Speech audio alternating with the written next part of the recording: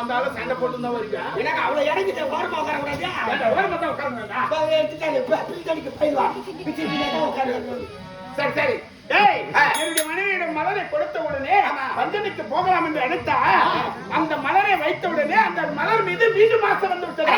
இது அம்மாவுக்கு மீண்டும் ஆசையா? ஆமா. அதனால என்ன செய்ய போறீங்க? மீண்டும் ஒரு முறை பூலோக செல்லுங்கள், அவங்களோட மலரை கொடுத்து மாலையாக கொடுத்து வருவது சொல்லிவிட்டார். பூலோகத்து மலர் மீது மீண்டும் அம்மா ஆசைப்பட்டாங்க. ஆமாண்டா. அதனால பூலோகம் சென்று மீண்டும் மலரை கொண்டு வர வேண்டாம். போடா.